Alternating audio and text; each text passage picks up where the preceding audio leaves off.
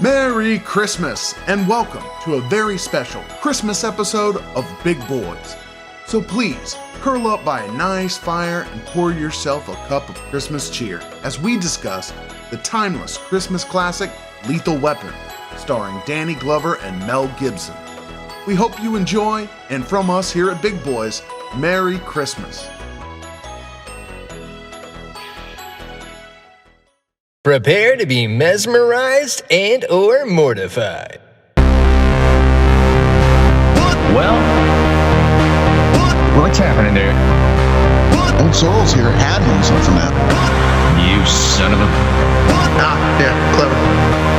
Kind of soft and only like in one ear. If I had a nickel for every time I heard that.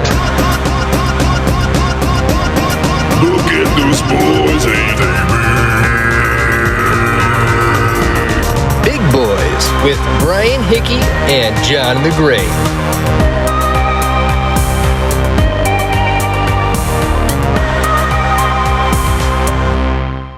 Welcome everyone, and let me take that from the top. This is a great start. Oh, goodness. Yeah. Greetings, everyone, and welcome to another beautiful episode of the Big Boys Podcast. I'm your host, Brian Hickey. With me, as always, is my cohort in all things podcasting, the man, the myth, the legend, always wearing a T-shirt, Sir John the Great. T-shirts John, are comfortable. how you doing? I'm doing good. T-shirts are comfortable. So it's hard T-shirts not are to comfortable when you're wearing one. I'm sorry, say that again? What's that? I asked what you said. What was your reiteration on T-shirts? I said T-shirts are comfortable, so it's hard not to be doing good when you're in a T-shirt. Wow, that is that's a very optimistic outlook on life, I think. Extremely optimistic. You know? In fact, it only makes sense if you just really don't think about it. I mean, it has like the implications of like Jimmy Buffett optimism, but like the opposite of his attire. You know what I mean? I don't know. Is a T-shirt the opposite of, I guess, a Hawaiian shirt? I don't know. You know, a better example would have been what's that guy, the country singer Kenny Chesney? Is he the no shoes, no shirt, no problem? Yeah, a shirt at all is the opposite of Kenny Chesney. Yeah. Yeah. Yeah, any kind. You are the opposite of Kenny Chesney. Technically, anyone wearing a shirt of any kind is the opposite of Kenny Chesney. And any kind of footwear. Anything that we consider a shoe. Yeah, well, I mean, I guess you guys are kindred spirits in that regard. Even house shoes. You're the opposite of Kenny Chesney. Yeah, you are a barefoot barnacle having out in the open. Although you just kind of opened up a whole can of worms here, because the line in that goes, no shirt, no shoes, no problems. Okay. So we've established shirt and shoes. I'm assuming no problems. That's the opposite. Mm-hmm. What if there's no shirt, no shoes, but a problem? Like, are there combinations here? Yeah, I don't know. I feel like this is actually a decent bit if you worked it out. I mean, there's definitely something meme worthy. Yeah. You know? And which one is truly the opposite? If we're going full opposite, I would have to say shirt and shoes and a problem is the opposite. Yeah. Yeah. I just like that somebody like has an altercation with them and then just immediately, you know, just alleviate the situation. They just like strip off their shirt and take off their shoes. Like, we're cool, man. We're cool. Hey, man, I don't want any problems. Yeah, exactly. See, I don't have any shirt or shoes. No problems. Yeah. Like, yeah. Fuck. Yeah. I, Kenny Chesney, have to live by that motto at all times. Yeah. Yeah. Well, anyways, this is a new episode for us. Listeners, I'm doing my best to sound like I'm not exhausted. As you can see, I'm in a new filming area. I've been moving stuff all day, getting it all set up over here, which I'm psyched that I got it all set up here now. It's looking almost semi-professional. But I gotta record this for you fine folks, and then I gotta haul ass to work. But damn it, I'm gonna be positive about it. I'm gonna wear a shirt and shoes. And hopefully no problems. Not a problem. Not going to let it happen. Not going to allow it to enter my life. I mean, I'll take off the shirt and shoes if I have to. Well, that's good because How this is fitted I that am. joyous time of year where we hope problems will affect us the least. Yeah. That is the Christmas time. Sweet irony. Yeah. Yeah. The most joyful time of year with people getting prescribed the most antidepressants. Yeah. Yeah. I guess. That would work so well. Well, I mean, I guess holiday depression is a real thing. It certainly is. Yeah. Oh, Yuletide Carol. I mean, Jen, if you're not feeling like you're too old for this shit, and you got a split point bullet just ready to end it all, are you even in the Christmas cheer? You know what? Even Christmas cheer, bro? I'm not even really sure. I feel like it's the Christmas time of year until those things happen. Until I have a 9mm hollow point reserved specifically, and maybe, yeah. I mean, all I have to say, Brian, is comments like that won't get you invited to Christmas dinner. Well, in my family, it still gets you. It will. I'll say it gets you begrudgingly invited because everyone's invited to Christmas dinner. Yeah, even if you hate them. Yeah, begrudgingly invited. It gets you begrudgingly invited to Christmas dinner. Yeah, you're still family, asshole. You have to eat a meal with us. Yeah, yeah, and that's the true spirit of Christmas. Yeah.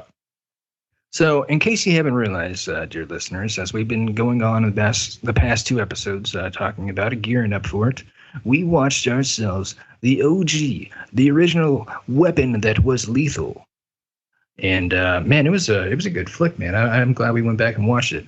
Obviously, this is kind of takes a bit. I mean, it's still like bonkers. It's still very much 80s, of like 80s just action and badass for action's sake. To be honest, like that's what I'm saying. It definitely holds up, but that's where I'm saying it's probably different than a lot of other stuff we review, where it's just like we know that it's like it's got a little bit of a cringe factor, or it's so good, or it's bad, or it's got a nostalgic area.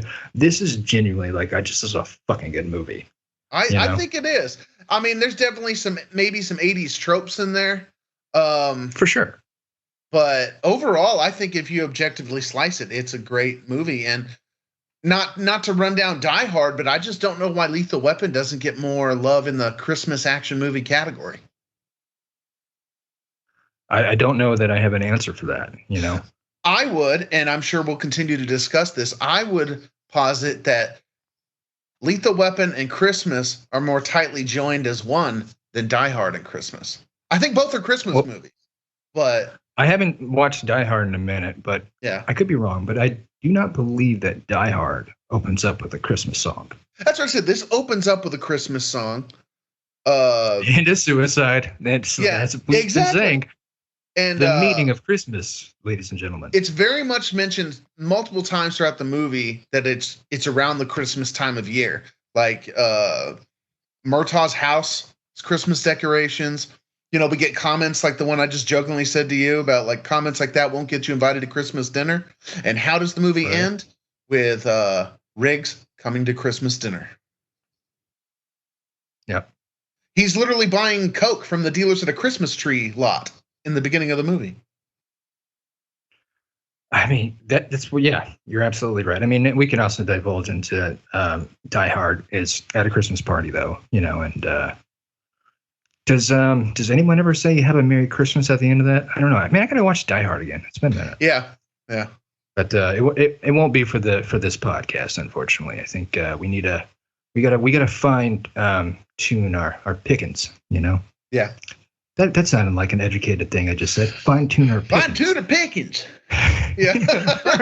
for our movie review. Yeah, exactly. Fine tune our pickings for movie reviews. Daggum. Yeah. We got to curate, is what I was meaning to say there. I think that's the word I was looking for. But the little fella in my brain, making the spindle go around, took himself a break, so I just had some dumb shit fall out my mouth. Oh, speaking of dumb shit that falls out of my face, I, with the help of our old boy ChatGPT, wrote us a Christmas carol to keep us in the spirit of Christmas, Sir Johnny boy. And were you able to pull up the Oki version or the lyrical or lyric? I'm sorry, my brain. The version of the song "Have a Merry Little Christmas" without someone singing the words. Were you able to pull that up? I have, yes. Fantastic. So this is going to be a parody of that song called "Have Yourself a Merry Lethal Weapon." Because it's gonna be like that song, but with lethal weapon inferences. Because it's comedy. All right. Are you ready? I'm not sure exactly when we're going to come in here because I just picked these blindly. You know what? You went to community college on music scholarship. I think I'm going to follow your lead. I think if you'll indulge me, I'd like to do like a lower octave of singing, and if you could do more of a higher octave, I would greatly appreciate that. So I think this is trying to grant a lot of us more credit than we actually deserve. In that, if you're expecting us to harmonize, I don't know how that's gonna. Here's the Frank Sinatra version, the karaoke version of it. You know, whatever you're feeling, I'll let you roll the dice. But I just hope we don't. We can only maintain harmony, John, is if we're harmonious together in spirit. Yeah, only then will our vocal cords follow. Would like to go ahead and apologize to our listeners if there's any feedback issues while we do this. Fair enough. But yeah. This one gives us timing, so I think I'll go with this one. Okay, count me in then. Yeah, we start. All right. Hopefully, I can do that well. All right, so give ourselves a little. Yeah, I'm terrified. A little bit of sound. I meant to. I meant to listen to this beforehand, but I don't know. I haven't heard this song in ages, so this is going to probably go very poorly. Oh no, I'm not ready. Oh, I'm operating this. You'd think. In. Yeah. Okay. All right. Sorry, guys. That was a trial run here because I'm poorly prepared. But don't worry. Second time's going to be the charm right here.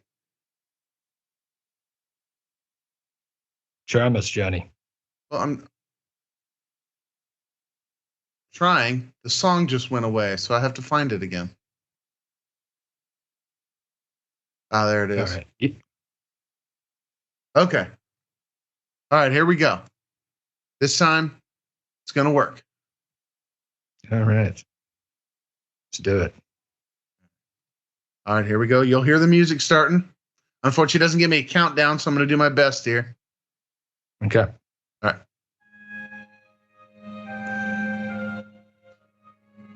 2, 3, C4 roasting on an open fire. Cocaine nipping. I think we got the wrong song here. Fuck it, we'll just acapella. We have time wasting. Let's go. Yuletide carols being sung by a topless choir. And folks dressed up like SWAT pros. Everybody knows justice and some ammo help to make the season right. You see's eyes gagged up low. We'll find it hard to sleep tonight. He knows that Briggs and Bartar on their way.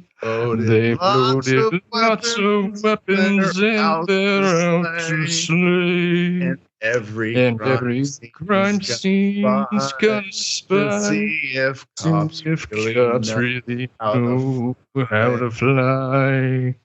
And so And so- I'm offering this simple phrase to crooks from 1 to 92.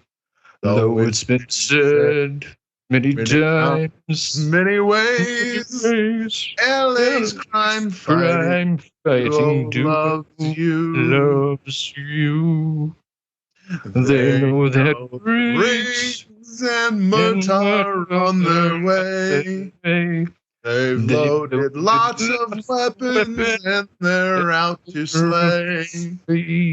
And every crime scene's gonna fight to see if cops really know how to fly. And so I'm offering this simple phrase to crooks from 1 to 92. Though it's been said many times, many ways, LA's crime fighting duo loves you. So have yourself a lethal weapon Christmas now. Oh, have yourself a lethal weapon Christmas now. Well, that was an audible trash fire. Yeah, it was. We may want to consider editing that out. I don't think so. I think we own it. Okay, I figured out what the problem is here, though, too, because the title confused me. It says, have yourself a Lethal Weapon Christmas, but it's actually parodying, I think, a different song. I think you might be right. This is the issue with ChatGPT. It doesn't always translate correctly. Yeah, this is literally called the Christmas song. Well. Way to embarrass us, chat. It says many times, Merry Christmas to you, not have yourself a merry little Christmas. So that's why once I finally got all this stuff straightened out and had the lyrics in the video where I could both have available, I realized it was the wrong song. So you cracked the case, did you? Yeah. Yep. I heard it, and then I realized that's how it happened. And I would have got away with it too. If it wasn't for your community college music degree. You exactly. Bastard. and me realizing, hey, this doesn't fit at all. Yeah. This is a completely different song. Yeah. And Brian didn't look into it at all. He's just like, yeah, let's make some, here's the lyrics. I guess I'll just parody them. This will be funny, I bet. Well, I should have suspected it because our last, our Thanksgiving episode, I asked it to spit out some trivia about Too Fast, Too Furious. And then it said some blatantly just incorrect shit. That Tyrese did the real stunt jump onto the yacht at the end of the film. First of all, Paul Walker's driving in the fucking scene. Yeah. Just right off the bat. And just no, that's incorrect. And it was and it responded back, oh, you are correct. That is incorrect. Sorry. Whoops and daisies. I almost set I have the power to set the world on fire with incorrect information and just toting it like I'm all knowing, know everything. But oopsies. I think some of it may be lost in translation a little with ChatGPT. It understands, hey, it wants facts. So it's literally making up facts. It doesn't understand necessarily that you want true facts. I'll give it this caveat as well, is that I think it also is trying to curate to the the user, and I have my own profiler in there, and most of my tabs are creative writing stuff. Yeah. So it's probably trying to just oh, he wants some silly whimsical things. And that's very possible. I mean, we know it AI does learn and stuff. Yeah, this man doesn't comprehend facts. Dude, I've been watching some stuff about AI. That's what we're all getting for Christmas is the real life version of the Terminator, probably, because I've been seeing just a lot of what's out there, and there's other Google's developing kind of their own version of ChatGPT, and I wish I knew this was going to come up. I would have kind of reviewed it, but what it's doing is really impressive. You can more so. I watched a demo where they're literally just asking it questions on the fly, and it's answering them. It was pretty insane. Not to go off too much on a tangent here, but I think we just found ourselves a new Christmas themed film, because I know they did what was the David Harbour film that he did that where he was like a vengeful Santa, and then they just had another one where a guy gets revenge, a John Woo film on Christmas or something like The that. David Harbour one you're talking about, the only reason I haven't watched it is because I've had a small boycott of it. It's called Violent Yeah, Night. I know. Right. Okay. Yeah. So our version here is clearly we got to have ourselves a Santa Terminator, and if you've been a bad little boy, he turns you into coal. Yeah. Instead of Santa coming, he like literally teleports into your living room. Yeah. And then he just has AI generated what he thinks you'll find like gift worthy, but it's Actually, what would be better is a Terminator literally just dressed like Santa. You don't even know. You're just hundreds of kids at the mall taking pictures of him, and he's just waiting for the right moment. And then when you get there, it's like target acquired, and he just blows you away in front of everyone else at the mall. Just walks off. He doesn't finish the job. He just walks out. Like, just waiting for John Connor to get in line just so he can finally tell him, like, I don't care what your Christmas list is. Yeah, exactly. Santa's got a bullet for you. Yeah. Honestly, I think that might be an interesting strategy, because it was like, we might be waiting years, but this way we know, like, we're not going to blow our cover. Honestly, better concept than in the past 3 Terminator films. Yeah. So. Oh, that's a tangent for another episode, but yeah. Come run it, James Cameron. That's what I'm saying. Shots fired. I did hear rumor he might be trying to do another. We'll see. Oh, well. Rumors are taught us anything. They should always be considered They're valid. 100% trustable, yeah.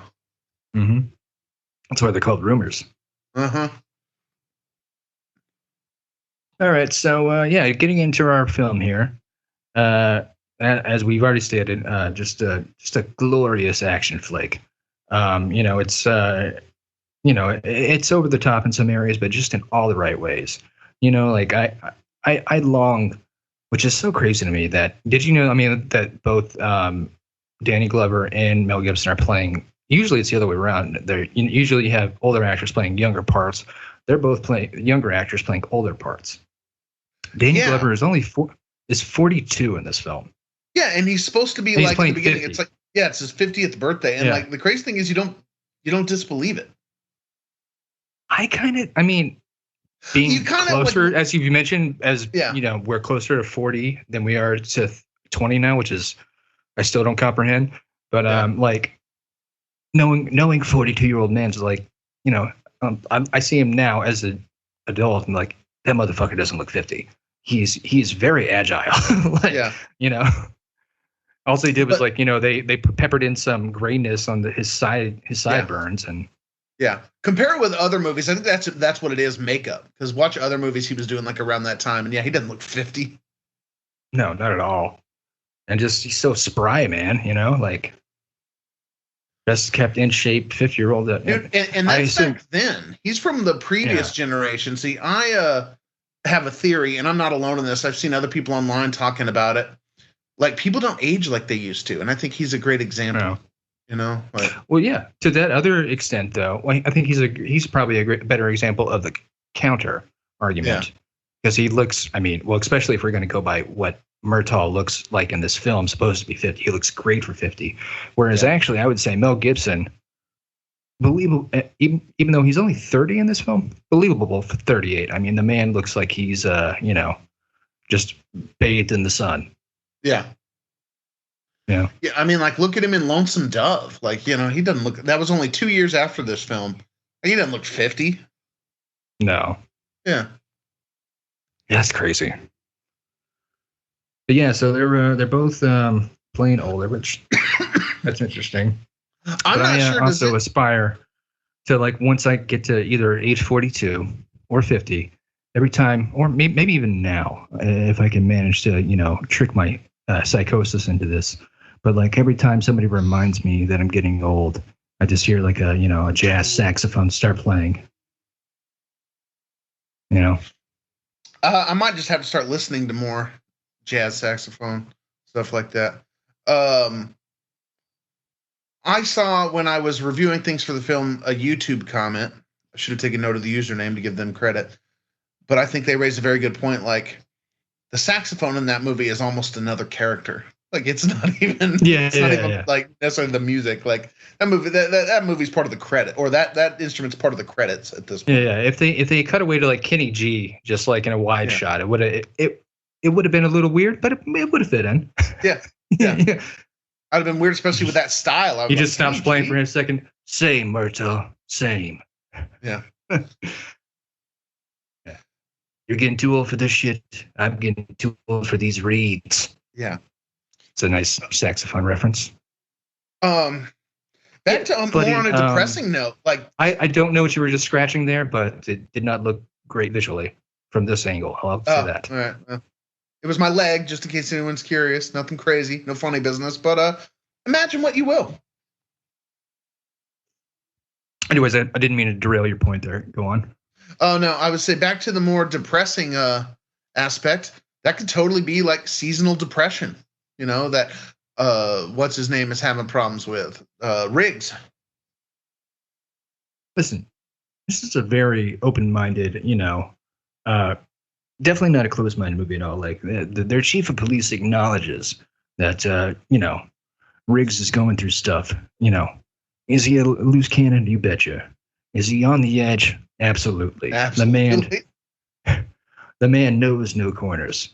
No, but although is he suicidal? We'll only find out, Doc, if he does it. Is he just in it for the psycho pension, though? We'll find out. What? How would that even work? Like, I guess that probably is a thing, I would assume. I imagine it's something. Although you got to think again, that's pretty progressive. Like at the time, like you were saying, mental health care, basically, like early retirement for mental health. Well, John, this is the LAPD, the very embodiment of progress. And then, yeah. Boy, do I love my probation officers. Yeah. Oh Jesus. Sorry, before I started shit with people that I don't need to start shit with. Man, do I love the LAPD. While I'm on probation, I will. This episode brought to you by. Yeah. Damn it, I had a thought there, and then my brain just walked away again. Yeah, psycho pension. Would you still qualify for it if you willingly jumped from the top of a building handcuffed to a suicidal man? Actually, some might argue that makes you qualify for it more. No, some would definitely argue that. Actually, I think it was argued in the film. That's when he proved to Murtaugh that he wasn't just doing it for psycho pension. He really didn't care if he died. Much like every time, I have this interaction with the gas station employees where I get my chicken nuggets from, where they just want to like swat it out of my hands. It's like, my God. Wait, they want to swat your chicken nuggets out of your hand? Like, even I made this bit. This is the whole reason we're even. Your memory is insane. How much you can just like wipe the whole hard drive and like however many episodes. The whole reason we're doing this episode is because I made that joke of like, I feel like I'm fucking Riggs every time he's got the gun in his mouth, putting in these gas station chicken nuggets, because like one day I went over there.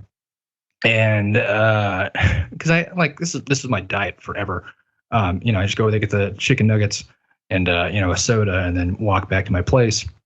But I go in there one time, and they're just throwing away all the chicken. Like, sorry, man, we've got a real bad batch. And then I was just like, ever since then, I still went and got it. I still went and ate the chicken the day after that. It was just like, if anything, to me, that reinforces responsibility, though. You know they're throwing away the bad chicken instead of just like selling it to you anyway. So who's reinforcing responsibility on? Am I being more responsible, or am I saying that reinforces that they had the responsibility? No, I'm saying that chicken shows gun out of my mouth. That they're responsible because they're throwing away bad chicken when they could have just sold it to you. Oh yeah, absolutely. So I mean that would be at the extra mile. I wouldn't say that would necessarily make me confident going there again, but at least they're not doing it on purpose. You know, they're trying Listen. to some degree. Mentally, I live in an apartment now, or a bedroom in a home. But anyways, mentally, I like to think that I live on the edge, much like Riggs, and his whole living situation, which is hilarious to think about, because I was actually, before I came down to LA, I was I almost bought your dad's old camper from him. Yeah. Because I was really considering doing like, living in a camper, on the outskirts of LA, much like Riggs does in this movie. And can you really do that? Fuck no. That's what I'm wondering. Like, where does he have it parked? Like, yeah. To get to the traffic is, I realize that it's 40 years ago, or thereabouts, 35 years ago. Like, but I guarantee the traffic was still pretty fucking bad in the 80s. But like, it's terrible. Just to get to like the suburbs of LA, it's 2 hours and stop and go traffic. It's not fucking plausible at all to like have a fucking camper on the outskirts of LA. Especially if you're working in the city as a cop. No, that man is never getting any sleep. Also, fun tidbit. The first week, there's a lot of mobile homes that park, and they try to find like the few streets in LA that have like no street sweeping areas. Yeah. And just try to stay there until eventually, after so many weeks, somebody calls the cops and kicks them off somewhere else, or and they start putting barricades up. Like there was the street in front of where I work. They just they barricaded that whole parking area. Like nobody could even park there anymore because there was too many people and mobile homes that were just living there over next to like this Whole Foods. But very, very idealistic, unrealistic fucking idea to do. My first weekend on doing the overnight deliveries, I was doing a ride along, and you would like the shit I'm about to tell you makes you think that it sounds like I'm doing a ride along with a cop, like just the crazy shit I'm seeing. Like it's just putting fucking food in the fridge. But that very first night, I saw not one, but 2 mobile homes.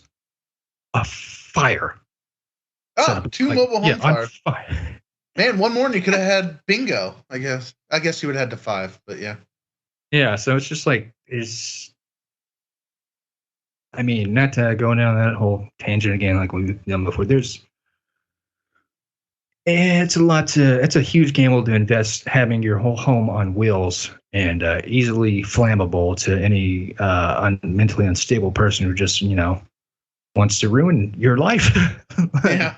Or, theft. Yeah, we could go down even further in the rabbit hole. Maybe it's drug related. I don't know. But the point was just like the guy was trying to convince me that, this is a, pretty easygoing job, which for the most part it is until you flip a coin once every 3 Thursdays or every 3 weekends. Some nut shit will happen, which, makes you more on your toes for when it's not. Yeah. But it was not a good example of like fucking 2 fucking mobile homes on fire within like a 6-hour span. Oh my goodness. Yeah, that's not a good sign. That's like the Dark Knight when they're driving past and there's that like burning fire engine and they have to like reroute. Yeah. Yeah, it's just like they should put an asterisk. Yeah, I know that Gotham is supposed to be New York City, but like moments like that, it's like they got to put an asterisk based on Los Angeles during the riots of 1995. Oh man. Yeah. What was that? Oh yeah. Wild town. Back to being on subject. Christmas themes of Lethal Weapon. I think a lot of what makes this more of a Christmas movie is not only do I think the Christmas time. So yeah, Die Hard, they're at a Christmas party. And again, I don't want to make this this verse Die Hard or, crap on one versus the other. Die Hard is the one that gets all the popularity. And so I'm referencing it some. But Die Hard. Poop on that classic, buddy. Poop right on it. I'm not going to do that. Or I'm going to try not to. Because I like Die Hard.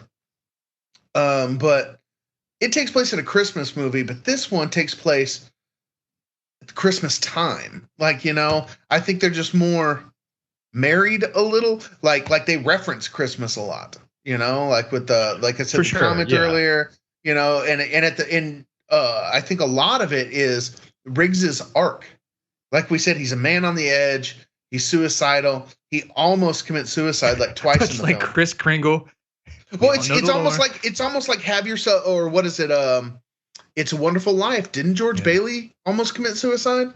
It's kind of the same sort of little arc, minus the time travel.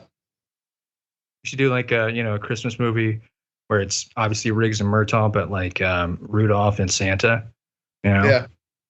Santa, my nose is too red for this shit. That would be awesome, and it's like a Lethal Weapon version of It's a Wonderful Life, but instead it's like Riggs, Mel Gibson for Potter, and instead of doing that, he just shoots Potter. Yeah. He was like, oh, look man, at this. So many sweet action sequences in this movie that. Obviously, I mean, that's what we're doing here. We're breaking down the movie. So it's not, that before you even fucking start, it's not that I have an issue with any of these things. I'm just dissecting it. So don't you start going down that road with me. I don't go down that road. Not anymore, because damn it, I put the roadblock signs up this time. I'm not having it, Johnny. I'm not having it. Yeah. But anyways, like there's so many great action sequences and shots in this film, but like if you kind of dissect it into practical terms, make no fucking sense whatsoever. Oh, well, like yeah. obviously great sequence, great scene, like sequence with their.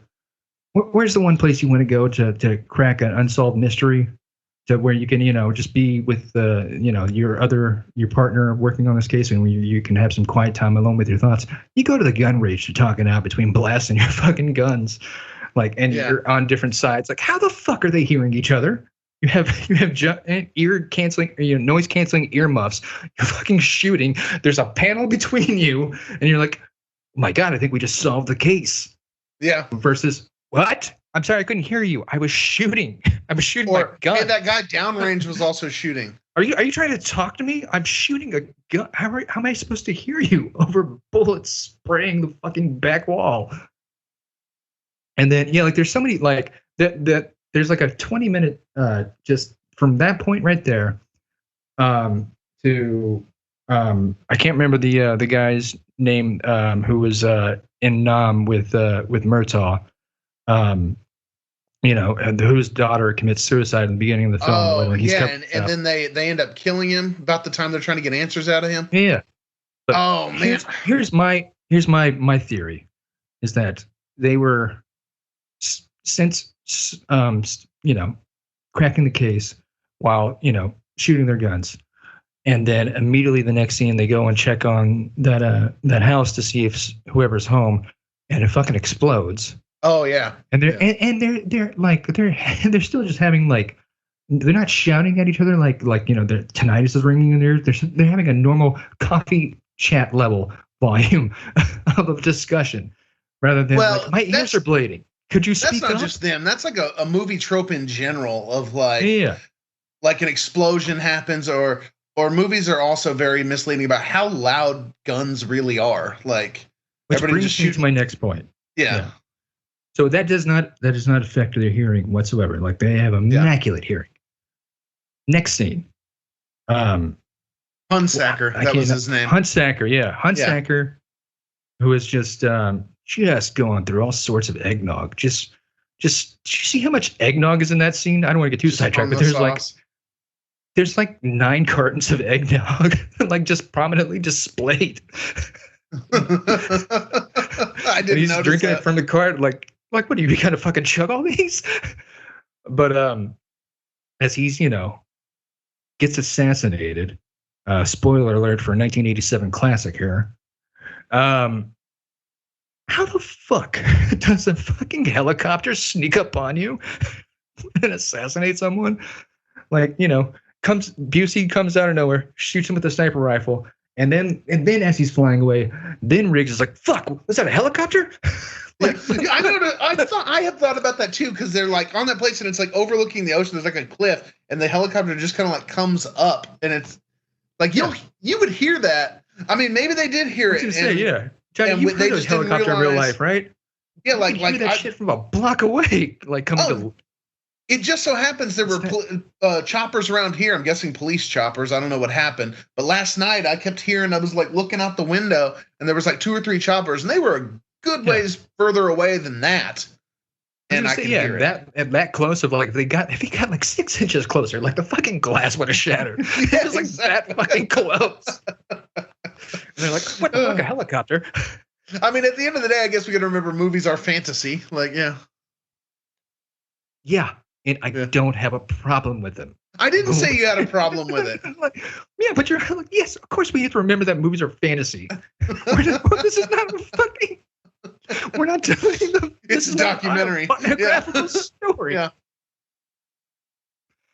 Yeah, we do. Yeah, listener, remember this is all fiction. This is Riggs and Murtaugh. Though we hope they went on to live a very enjoyable life until Lethal Weapon 5. They are very much fictional characters. Yeah, dude, have they done a 5? That would be awesome to dust off for a 5. Yeah, well, I still I want to see. I would like to legitimately see them come back for a 5th. I don't think that'd be good. Other than Danny Glover is, but the real Lethal Weapon 5 I want to see is the Always Sunny Lethal Weapon 5. Yeah. Back to what I was saying. I want to complete my point about Riggs' story arc.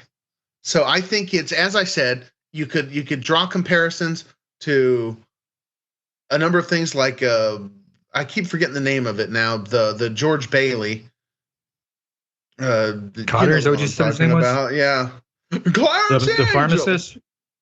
Yeah, Okay. Oh, It's a Wonderful Life. It's a Wonderful Life. Yeah. For some reason now, all I can think of is Have Yourself a Merry Little Christmas. But It's a Wonderful Life. But in this one, we get Riggs with a redemption arc. At the end, he's no longer a man on the edge. He's found some people that have not only put up with him, but kind of accepted him in. And he finds a home for the holidays. You could look at it that way. And it even ends with what's he telling him? Be like, I'm not going to eat this terrible turkey by myself. Like inviting Riggs in, you know?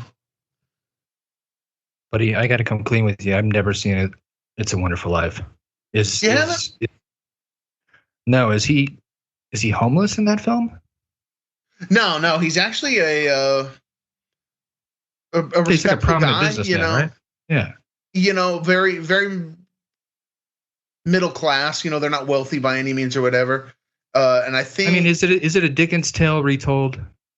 I don't think so. I don't know if it's based on anything. It may be, but it basically just kind of chronicles him. It introduces you, and you get to see him and his brother as a kid. Then it flash forward to him older, and it's like they have the family business. You know, Bailey and Sons. I think it might be lending or something like that. He's that modern day Scrooge. Yeah, this is Dickens, but like, you know, revamped. I don't think it is, though. I mean, I guess you could draw comparisons. Maybe they were, but he's not like Scrooge was more like the bad guy turned good, and that wasn't it for Bailey. Bailey was just a good guy. What is his arc? Bailey's arc is almost like, more, I guess. Look at this past memory. I did good things. I guess being all right, let's go to this next scene. I do great things. But you know, point in the film, you know, and in his company, there's the guy Potter in there. That's who I was referencing earlier, who's kind of the villain of the film. Very wealthy guy who's buying out half the town. Well, Bailey won't sell. You know, Potter tries to buy him off, which he won't do, blah, blah, blah. Well, something gets screwed up where a lot of the people that have money in his business there, he can't cover their money. I think it's some sort of a lending or banking business, and that's the problem, is he can't cover their money. And so he's afraid he's going to have to sell out to Potter. And then he ends up getting in an argument with his family and like yells at his family. And he's at a really low point in his life. And he's on this bridge thinking about jumping. And instead someone else falls in, he rescues him, and that guy reveals himself to be Clarence the Angel. And he literally shows him, here's what life would have been like if you had never been born.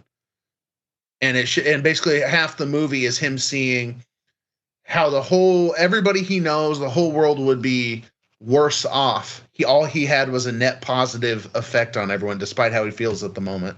But then at the end, he comes back and it's like, oh, I'm back. I'm not in the alternate reality anymore. And he realizes how short-sighted he was, and he really does actually have a wonderful life despite the current hardships, and goes home and, typical movie fashion, the town pulled together to give him money to cover the losses, and his family loves him again, and so on and so forth. It's interesting. Again, loves him. I think they loved him the whole time. But it's interesting that I don't think that movie. Yeah, I don't think that movie could be made again unless it was like on the Hallmark Channel. You know what I mean? Because that whole arc there is just like a narcissist wet dream of coming back oh, I almost killed myself, but then I realized you guys would suck without me. I think that would be a funny parody version to do it like that. Thank you, Angel. Thank God you. Yeah. Thank God I'm here for you, everybody. Because that's one thing they see is the whole town is basically now like a ghetto called Potterville. Because without him and his basically refusing to sell out, Potter ended up owning everything, turned it into a ghetto, and Oh no!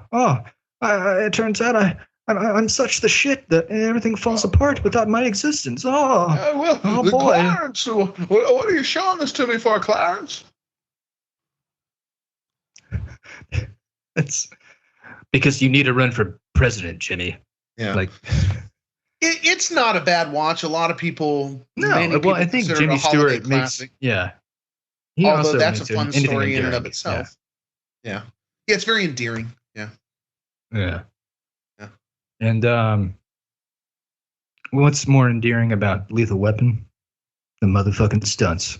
Oh yeah, I love, and I've even named it. I call it the death roll that Riggs does. He does it at the Christmas tree farm when he's shooting the bad guys, and he also does. He does it at the end.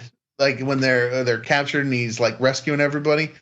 That's where he's clearly on the ground, this move. And he rolls, but he's shooting as he rolls. If you look, he's maintaining eye contact, but he's literally rolling while shooting, and somehow was accurately shooting the bad guys.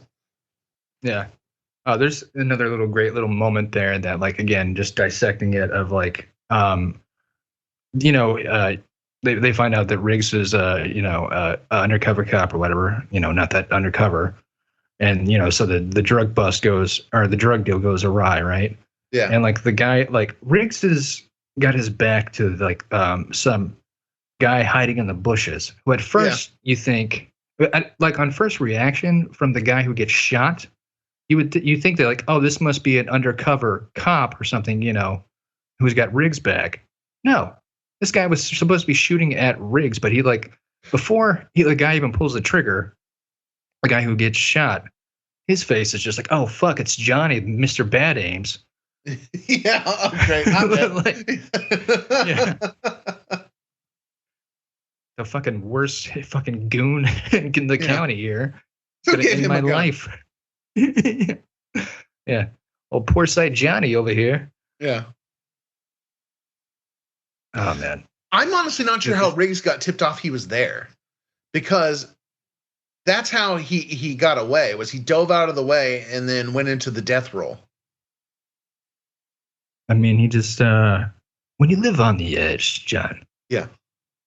You're that close your senses are heightened.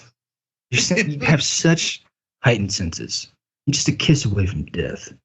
You could feel it just prickling on your neck, the danger. And so you're just able to do that death roll right out of the way. And yeah, obviously, fucking everyone in this movie kills it, but this one just gave me some nostalgia watching this one particularly, because obviously he dies, so he's not in the rest of them. But this movie just gave me such a nostalgia hankering for watching some old Buse. Dude, I'm glad you brought that up, because I was gonna, and we got to talking. Dude, Busey kills it in this film. Doesn't he? Yeah. Yeah. And even, like as a villain, like he just brings an intensity, like he's kind of scary, He's a fucking phenomenal actor. Yeah. I mean, it kind of it infuriates me, and to be, well, that's a strong word, but it annoys me the way that he's been treated in his his older years since he's always like, I don't know which is first, the chicken or the egg here, like of like he had his motorcycle accident, but I think that actually happened pretty early in his career, and I don't know if the motorcycle, like I knew he had to have some reconstructive surgery, but I don't know if he had like that meant that he had to keep getting facelifts or whatever and kind of looking more and more progressively crazy as he aged. Yeah. I think the motorcycle crash happened after this movie. Like I want to say it was like late. Yeah, but like I want to say like in the 90s though, right? Well, I want to say the crash happened like late 80s. Like 88 or 89. Okay, so then yeah. So yeah, like I mean he's still very much, now he kind of looks like he's wearing a Gary Busey mask. Yeah, exactly. You know what I mean? Like, and Busey just age, buddy. Like IMDb exists. We know how fucking old you are. Yeah. Yeah, he's getting up there too. And like, well, just like he took away the thing that like his expressions are just fucking killer, like just on point. You know what I mean? Like, and it just, because he's always been a fucking nutty dude. And that's one of the most endearing parts about him. I mean, you go back and watch like old fucking Letterman clips or whatever before, he got like really into like, putting on, the, anyways. But like, he's so fucking good in this movie and like kills it in so many other, like, dude, we got to probably wait further down the line, but we got to watch Point Break again. Yeah. Because he just fucking awesome at that too. Dude, we could have a Gary Busey episode if we wanted. Like, he kills it in everything. Like he's really an underrated actor, and it's you hit the nail on the head. It's really sad that he's kind of been turned into a laughingstock. Yeah, and it's just horseshit. It's a double standard of like, oh well, we got to be more sensitive about everything, and then like, oh, what's Busey up to? Oh my god, that crazy old fuck! Like, dude, either you're laughing at him because he had fucking brain damage. Yeah. Well, I think that part's lesser known, and even then, it's still crappy to laugh at him. Everybody thinks it's like because he fried himself with drugs, which I'm sure that was a factor. But everybody's always like, "Oh, cocaine's a crazy drug," and it's like, he also literally had brain damage, right? Like almost died. Yeah. Yeah. Well, here's the sad truth of it, man. And I've just been thinking about this more this week because, like, out here, and like downtown and basically all over West LA, you got like little banners for Michael Jackson's 40th anniversary of Thriller, I think, or whatever that album is. I think it's Thriller. They're celebrating it all through LA, and it's just like, yeah, what we do as a fucking culture is just so fucking gross. You know what I mean? Like, we build these people up, on these fucking pedestals. And then just as soon as they're like, oh my God, they're human like us too, kick it out from them, false prophet, basically just fucking belligerently like make fun of them until they're 6 feet in the fucking dirt. And they're like, oh my God, what a saint. Like, yeah. And then they want to be like, what a treasure he was. Yeah. Like, like when Michael Jackson died, like everyone was just like, oh my God, R.I.P. he will be missed. Like 2 weeks before that, everyone was like, oh boy, what little boy is he fucking now? Like, which, he probably did, but I digress. It's like, it's just the flip of the switch. And like, I know that's going to fucking happen with Busey. Yeah. Yeah. Everybody will talk about how great he was. And yeah. Yeah. We'll be having this conversation after he's dead. Yeah. What I'm saying is we're better than them, John. We are. But no, Gary Busey, he was an excellent casting choice for the villain. Dude, like you said, he kills it in every fucking movie. I was just thinking about, like Point Break or Rookie of the Year. That's actually probably more in the ballpark. Yeah, exactly. Rookie of the Year. Kills it in this fucking kids movie. Dude, even smaller ones. He did that movie late 90s, like Soldier with Kurt Russell. He plays like one of the military officers or whatever. Does a great job in that movie. I mean, I can only say like there's, some performances that probably on the grid. That's probably because he's like doing such shitty projects at that point. Like no one's gonna make that fucking work when there's no production value to it, Yeah. you know, like with his later stuff. But like you can't hold that against him. But like my point being is like the man can like just embody a fucking character. Yeah. I don't know. Is he still working at all? I don't know, dude. I mean, how old is he? Let's establish that, because I feel like he's up there. He's either is 40. It's crazy to think about, like, again, back to your age thing. That's what 40 looked like in 87. Yeah. Yeah. Yeah. He's 79. Honestly, it's younger than I thought he would be. Yeah. Yeah. He's So born how old 44. was he in? How old does that make him in Lethal Weapon? Around 42 or 43. He was.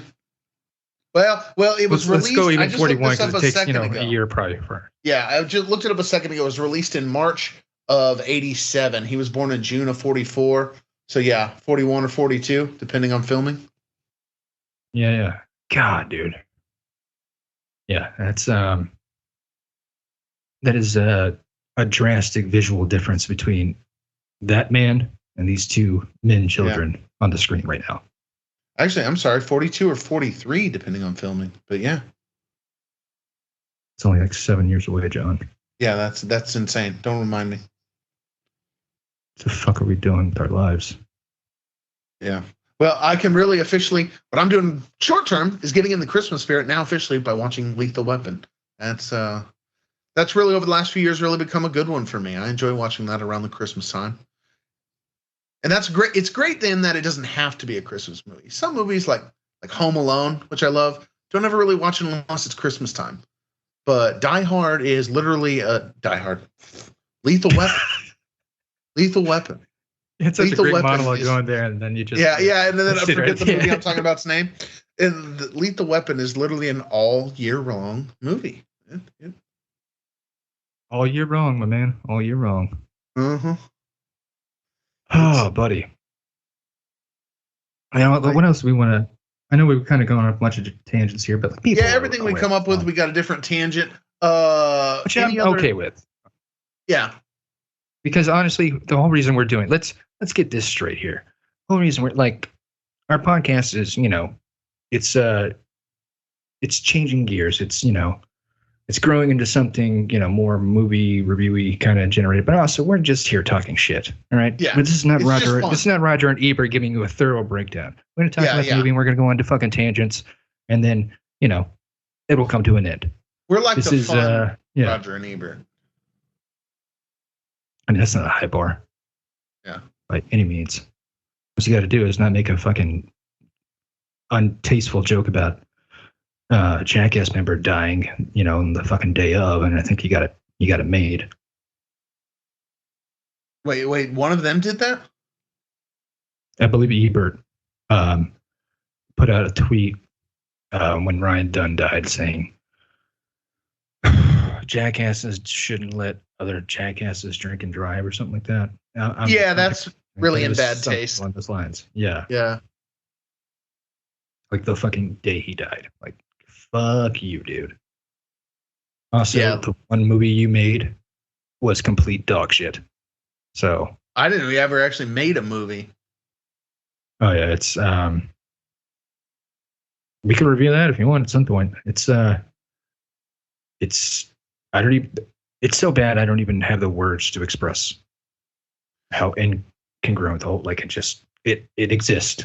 It's weird. It's not so good it's bad, or so bad it's good. It's not good. It's just, what is this? Yeah. You know, I wouldn't mind actually doing that, and then, you know, we could crap all over it. You should. As two refined gentlemen here talking about refined movies with our refined taste buds, Yeah. what we should be doing together as a duo is taking the fine works of Roger Ebert's one and only film and just unbuckling our pants, pulling our trousers down, and squatting right over the film and shitting all over it.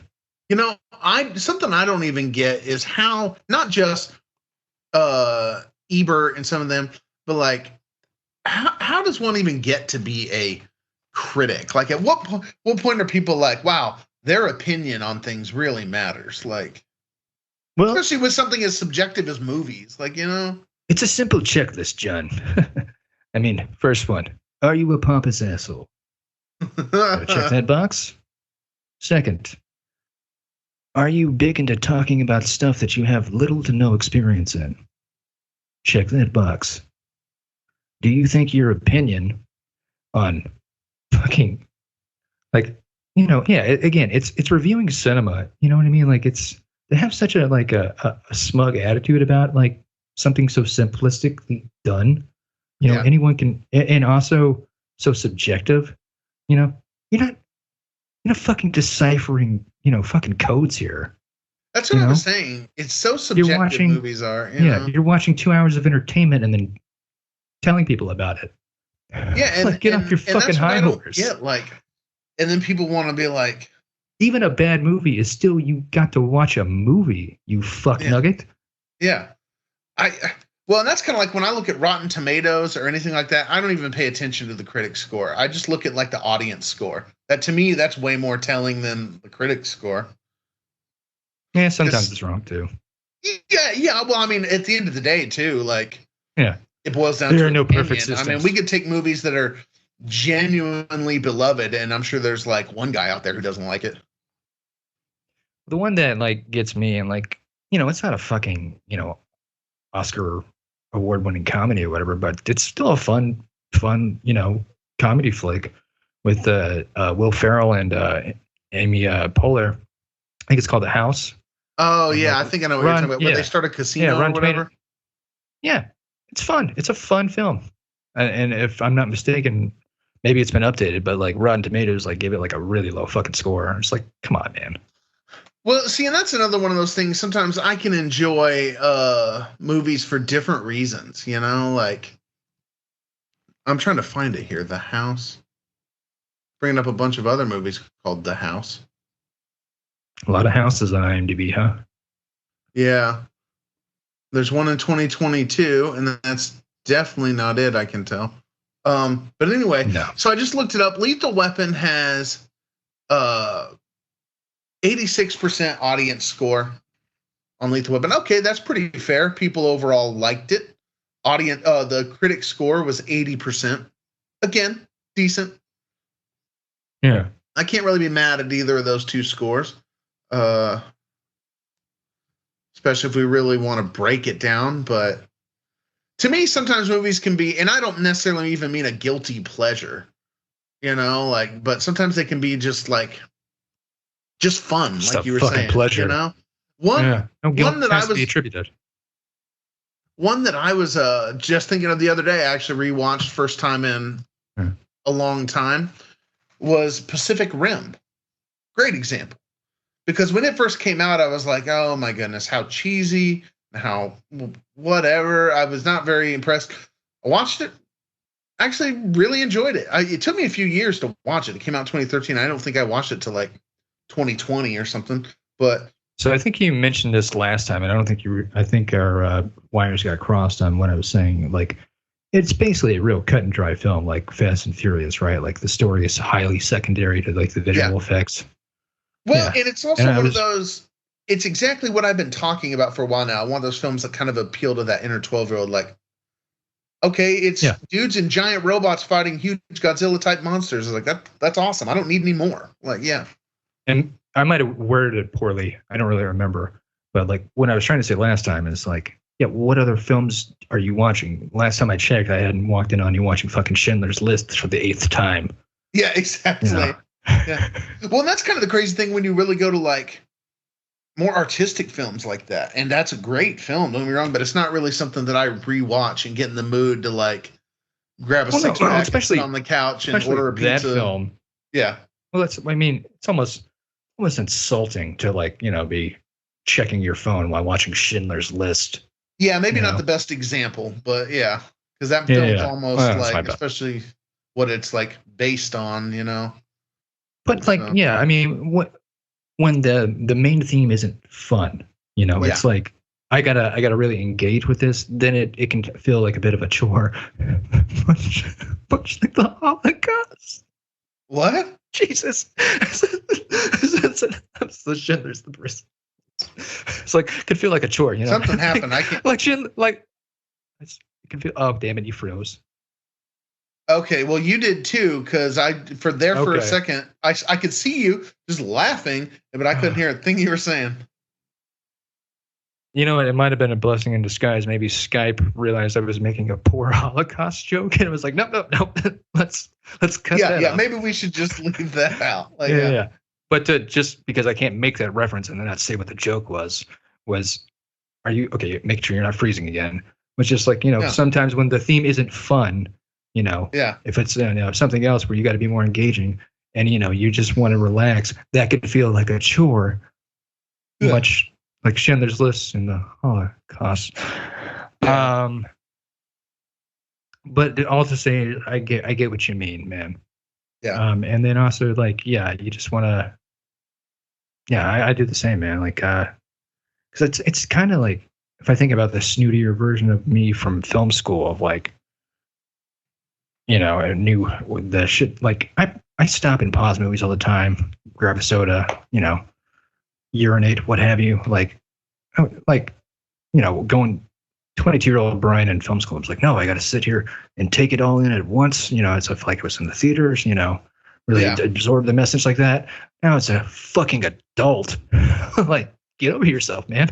Yeah, and some of it is like too, like, let's be real about what movie we're watching. Maybe there's some movies out there that I want to act that way, and like really make sure I don't get up or pause it. But like most of the time, it's like, especially if you're watching at home. Theaters is one thing, but if you're watching at home, it's like, who cares, I'm not going to do that for a Stone Cold film. Like, you know what I mean? I'm just not going to care that much. Like, Yeah. Yeah, if Stone Cold is actually moving set pieces around to get around in the film. Yeah, exactly. So they get up and move around as well. Yeah, because there's some. Dude, we got to go back and rewatch that one. What was that one? It was Stone Cold, and was Steven Seagal in it too? No, I don't think so. It was him and Danny Trejo. I mean, it's not plausible to think that all three of them could have been in the same movie. No, it could have totally happened. Also, I don't know what happened to his career. Like, who? Danny Trejo's, Stone Cold, or Steven Seagal's? Stone Cold. Like now he's still got kind of a career just being like Stone Cold, but like it seemed like his movie career was sort of taken off there for a bit, and then it just kind of petered out. He certainly didn't achieve the heights of like The Rock. Yeah, I don't really think it like. I mean, from a management perspective, and then also, like, I don't really think his action films really to the numbers by any means of like like he was never a blockbuster action star. He did one of the WWF films, and I don't think it was really that successful. And then everything from that was straight video on demand with fucking Steven Seagal or whoever, Like, I think one, the opportunities were probably drying up in that regard, and then two, his management team probably realized, like, your persona, like your something like the comedic shit he does online is fucking hilarious. Stone Cold reads whatever. That's what I'm saying. He's still got like a huge audience out there as Stone Cold, like his persona. Yeah. But yeah, his movie career, it doesn't seem like he does much. He might still be in like the occasional independent or straight to DVD, but the fuck is using DVDs anymore? Well, whatever you want to call it. I think, and this could be another tangent, I think we're starting to see a pushback back to hard media. I think people are starting to realize the effects of not truly owning something. Well, yeah, because I mean, there's a multitude of like they can just lose, the product to rights, being lost to own that product, and then of course, maybe it'll go to a different streaming service, or wasn't there like something too, like where people had bought, like purchased, like not just it wasn't just on a platform that they subscribed to, but like they bought like downloads. Yeah, I was going to bring that up. Or something. Most recently, it happened with the one that I know of. Most recently was with Sony with Discovery content from like Discovery Channel content, people had bought those, digitally. They bought it on the platform and it was in their library, and they just got a notice of like whatever legal stuff happened behind the curtains, that it was just removed from their library, despite the fact that they bought it. That's pretty messed up. So the only way that, like, it would still be a headache. Like I would, but like I would hope that Sony would try to go about covering their asses and like, offering a refund for that kind of shit. Because like otherwise, you just stole from your customers. Yeah. They could if they wanted to, but honestly, they're probably going to gauge how much pushback there is. Because I mean, at the end of the day, if that seems like a reasonable decision. Yeah, if the law is on their side of like, legalities about owning this and rights and all this stuff. Yeah. I mean, and we all know that the law has never been, swayed one way or the other by how much, financial backing is put behind anything. So I'm sure it's only a matter of time. Oh, you Discovery subscribers. Yeah. Yeah. Oh, bud, it's what's up? Oh, I was still trying to get to the bottom of that Stone Cold movie. I think it's a movie called Recoil. That sounds right. But I could have sworn there was like a boxing one that they did, but I think I'm getting two movies mixed up. Yeah, the one that I was thinking of is when we laughed our asses off, where he was getting ready to have this big showdown with, I think it was Trejo. And like, I don't know if it was an oversight. He literally has to move like the table out of the way. It's just it's just the oddest thing of this tiny table. Hey, let me get this out of the way. Get this out of the way real quick.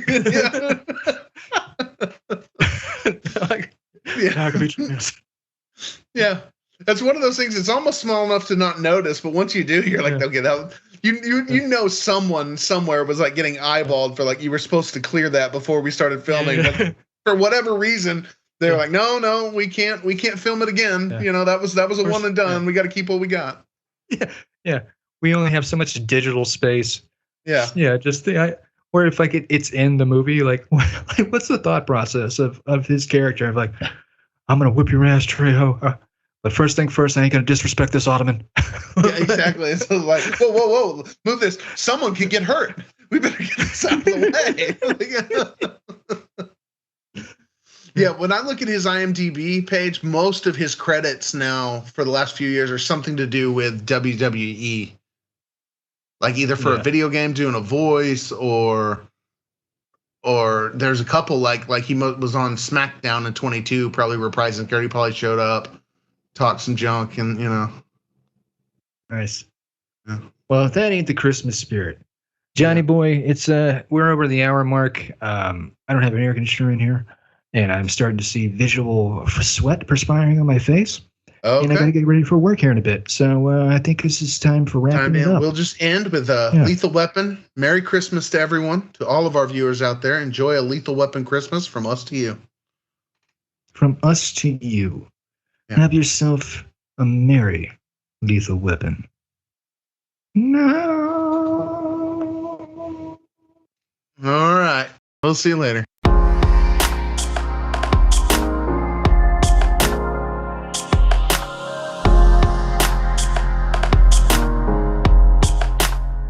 Well, how about that for our Christmas bonus episode, dear listener?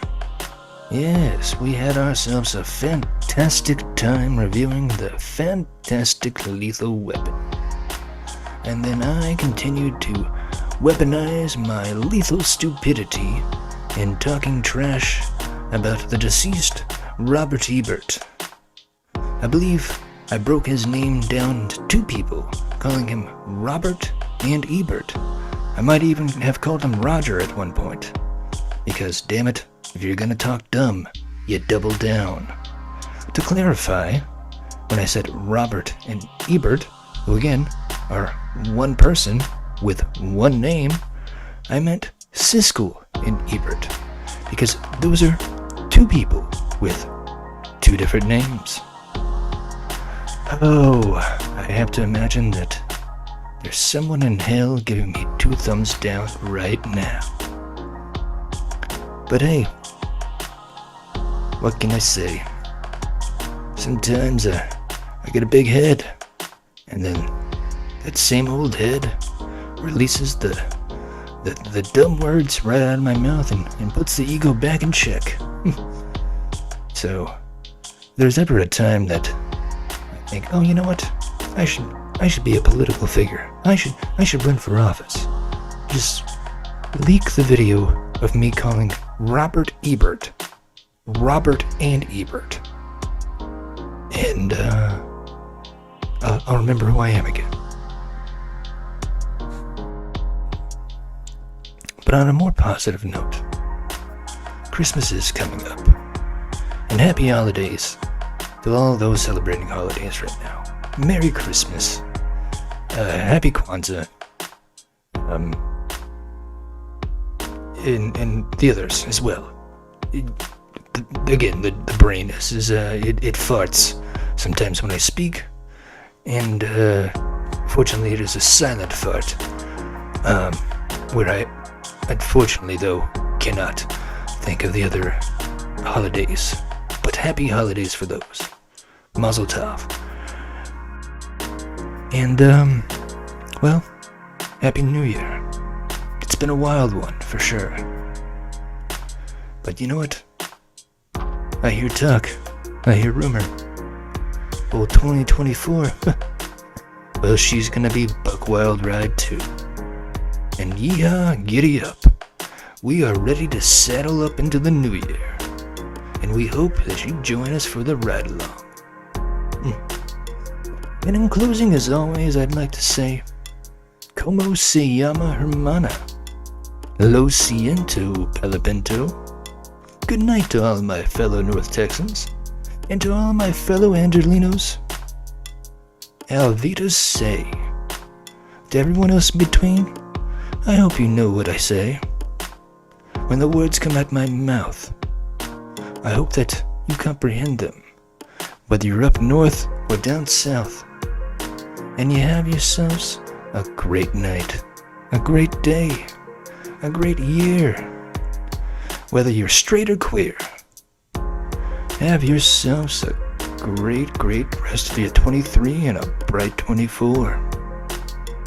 And I won't need to say any more. This has been another episode of the Big Boys Podcast. Big Boys is a podcast produced by Not So Funny or Proud Productions. The team consists of co-hosts, co-producers, and co-editors Brian Hickey and John Sorrells, better known as John the Great. For more information about the duo or this show, please visit us at bigboyspodspot.com. Or feel free to take a gander at our production page, notsofunnyorproud.com. Look us up on social media and follow us at Big Boys Podspot. New episodes drop every Thursday on every popular podcast hosting platform known to man. So please be sure to like, subscribe, vibe, describe, contrive, confide, collide, abide, preside, tell your tribe, and most importantly, do prescribe. Me and Elixir for talking out the side of my neck.